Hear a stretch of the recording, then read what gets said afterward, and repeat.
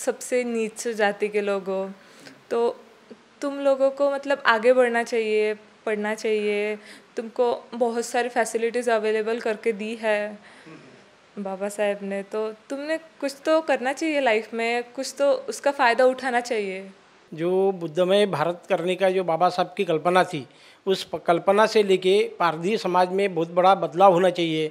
आवाज़ विशेष कार्यक्रम में आपका स्वागत है और विशेष में आज एक ऐसे आइडियल स्टोरी को आपके सामने लेकर आए हैं।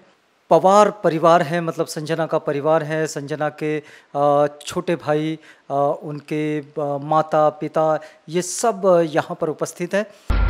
मेरी प्रेरणा ये, मैं आंगनवाड़ी सेविका हूँ राजूरवाड़ी में। मैं चाहती हूँ हमेशा से कि मेरा परिवार शिक्षित रहेगा तो मैं समाज में कुछ कर पाऊँगी, मैं पढ़ पाऊँ। मेरे लड़के पढ़े तो मैं उसको प्रेरणा दूँगी, मेरे लड़के देखो कैसे पढ़ रहे, तुम भी इसके जैसे पढ़ो, ये संदेश देना चाहती हूँ मैं। और हमारा ध्येय है कि तथागत भगवान बुद्ध ने जो बुद्धमय भारत करने का जो बाबा साहब की कल्पना थी, उस कल्पना से लेके पारधी समाज में बहुत बड़ा बदलाव होना चाहिए। उस उद्देश्य से हम, मेरे दोनों बच्चे, मैं आने वाले दिनों में राजूरवाड़ी छोटे से गांव में 2 डॉक्टर देने वाला हूं।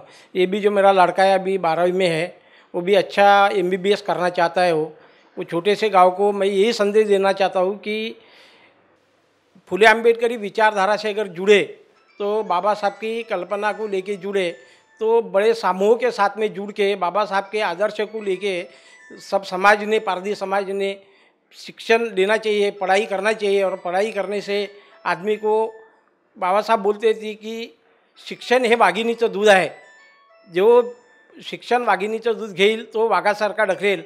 ऐसी मैं शुभेच्छा पारधी समाज को देना चाहता हूँ आज धम्मचक्र परिवर्तन दिन के हिसाब पितरते पे, कि पारधी समाज के लोगों ने अपनी पढ़ाई, संजना, अनुराग जैसी पढ़ाई करना चाहिए और समाज में बहुत बड़ा बदलाव करना चाहिए, फुले अम्बेडकरी विचारधारा से जुड़ना चाहिए, ऐसी अपेक्षा करता हूँ मैं। अनुराग, आप क्या सोचते हो? उससे बाहर आने के लिए, चेंज करने के लिए उनको एजुकेट होना की बहुत ज़रूरत है, जो कि मतलब उन्हें एजुकेशन से कनेक्ट होना चाहिए। इसके लिए वहाँ पूरी फैसिलिटीज़ प्रोवाइड है, बट पता नहीं क्यों तो वो कर नहीं पाते और वो घर वालों के इम्पैक्ट से, फोर्स से वो शादी कर जाती है। तो इनके लिए उनकी मदर पेरेंट्स को सुधरने की ज़रूरत है और अपने बच्चों को पढ़ाने की ज़रूरत है। हम सब जानते हैं कि हमारी जो सामाजिक व्यवस्था है, इसमें हाशिए पर कई लोग हैं, और जो कम्युनिटीज़ हाशिए पर रहती हैं, जो समुदाय हाशिए पर पड़े हैं, वहाँ भी जब शिक्षा के लिए कोई मॉड्यूल आता है और शिक्षा का कोई आदर्श बनता है, तो निश्चित रूप से वो जिंदगियाँ बदल जाती हैं। मेरे साथ इस समय है संजना पवार, संजना गणेश पवार। संजना राजूरवाड़ी के पारधीबेड़ा की एक ऐसी जांबाज बेटी है जिसने अपने जीवन का एक खास लक्ष्य बनाया, और ये लक्ष्य बनाया कि उसे जीवन में कुछ कर गुजरना है, और बस इसी चाहत में वो जुड़ गई शिक्षा के साथ। और अब शिक्षा के आगे का सफ़र कैसा रहा, हम संजना से सीधे बात करेंगे। संजना, कार्यक्रम में आपका स्वागत। संजना, अभी आप वेटरनरी पढ़ रही हो, लेकिन हमारी जानकारी जहाँ तक है कि जिस राजूरवाड़ी के पारधीबेड़ा से आप आती हैं, वहाँ शायद शिक्षा के लिए कोई जगह नहीं बनती है। नहीं, उनका 10th होने के बाद, या 10th नहीं 8 होने के बाद वो शादी कर लेती है। उस किसी की फैमिली बोलती है, कोई खुद होके करता है। तो आपकी पढ़ाई भी उमरेड में ही हुई।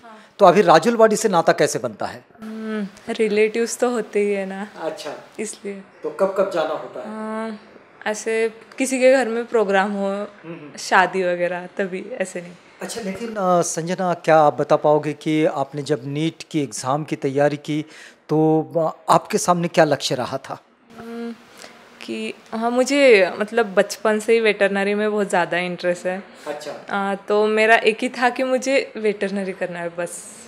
उसके अलावा मैंने कुछ सोचा ही नहीं। अच्छा, लेकिन ये आदर्श जो है, एक अपना विज़न सेट करने का, अपना लक्ष्य बनाने का, ये जो आदर्श है, ये जो प्रेरणा है, ये प्रेरणा कहाँ से आती है आपको? ये मुझे मेरे पापा से और मम्मी से आती है। अच्छा, क्या क्या बताते हैं वो? वो लोग मतलब तुम कम, मतलब सबसे नीच जाति के लोग हो, तो तुम लोगों को मतलब आगे बढ़ना चाहिए, पढ़ना चाहिए, तुमको बहुत सारी फैसिलिटीज़ अवेलेबल करके दी है बाबा साहेब ने, तो तुमने कुछ तो करना चाहिए लाइफ में, कुछ तो उसका फ़ायदा उठाना चाहिए। आप जब इस समय आपकी शिक्षा ले रही है तो शिक्षा के इस पूरे इसमें अभी आपका वेटरनरी में कौन सा ईयर चल रहा है? Second year. Second year. अभी इसके बाद क्या इसका पोस्ट ग्रेजुएशन भी करोगी? हाँ हाँ। क्या क्या सोचा है आपने आगे चलकर क्या बनना है? मुझे पोस्ट ग्रेजुएशन करने के लिए अफ्रीका जाना है और वहाँ पे मतलब 2 साल प्रैक्टिस करने के बाद वापस इधर ही फिर इंडिया। अच्छा, ये जो आप अपने आप में और राजुलवाड़ी में कोई फ़र्क देखती हो आप? बहुत बड़ा। कैसा फ़र्क देखती हो? मतलब उनको किसी भी बात का सेंस नहीं है, ऐसे मतलब हमको बचपन से बताया ये चीज़ नहीं करना, वो चीज़ नहीं, और हम उसके हिसाब से चल रहे हैं। वो उनके बच्चे कैसे ही रहना, कैसे ही खाना। मेरी मम्मी वहीं पे आंगनवाड़ी सेविका है, मेरी मम्मी उनको बताती रहती है ऐसा करो वैसा करो, बच्चों को पढ़ाओ, वो कुछ भी नहीं करते। अच्छा, लेकिन अभी आप जैसे हायर स्टडीज़ लेकर जब आप लौटोगी तो आप क्या सोचते हो कि राजुलवाड़ी में क्या करना चाहिए? क्या आपको ऐसा लगता है कि राजुलवाड़ी का जीवन भी बदलना चाहिए? जैसे कि एक गणेश पवार का परिवार ये राजुलवाड़ी से बाहर निकलता है और उसके जीवन में बदलाव आता है, तो क्या राजुलवाड़ी के जीवन में बदलाव आना चाहिए? आप कैसा सोचती हो? हाँ, मुझे लगता है कि वो भी हमारे जैसे बनने चाहिए, अच्छी स्टडीज़ लेना चाहिए, अच्छे जॉब्स पे होने चाहिए। और मैं ये भी मतलब मैं उधर से आने के बाद उनका एक मॉडल बनना चाहिए। अच्छा। और उन लोगों ने सीखना चाहिए मुझसे कुछ, कि देखो इन दीदी ने करके दिखाया तो अपन क्यों नहीं कर सकते। आपको क्या लगता है कि वो जीवन बदलने के लिए किन किन चीज़ों की ज़रूरत पड़ेगी? उनको पहले तो उनको बहुत समझाना पड़ेगा, उनको एक बात समझाने के लिए 10 बार बताना पड़ता है, तब कहीं पे वो 10 में से एक बात समझते हैं। इसके लिए बहुत स्ट्रगल करना पड़ेगा। तो आपने क्या तैयारी रखी है?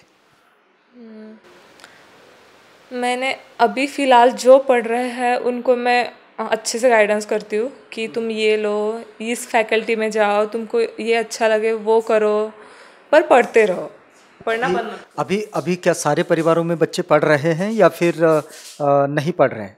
नहीं, कुछ जो है कुछ पढ़ रहे हैं और बाकी के शादी करके खुश है अपने लाइफ में। अच्छा, अभी अगर इस वक्त में इस छोटी सी बातचीत में अगर आप उस बेड़े को, जिस बेड़े से ये परिवार निकला है, उस बेड़े को अगर कोई संदेश देना हो तो क्या संदेश देना चाहोगी? शिका संघटित्वा आणि संघर्ष करा। इसके सिवाय कुछ नहीं? इसके सिवाय कुछ नहीं। शिका संघटित्वा आणि संघर्ष करा, पढ़ो, संगठित रहो और संघर्ष करो, बस यही संदेश है संजना का। हम संजना से बातचीत कर रहे थे, संजना गणेश पवार। ये राजुलवाड़ी के पारधी बेड़ा से बाबा साहब की प्रेरणा लेकर बाहर निकला हुआ परिवार, जो आज अपने आप को इस तरह एक अलग मुकाम पर देखता है।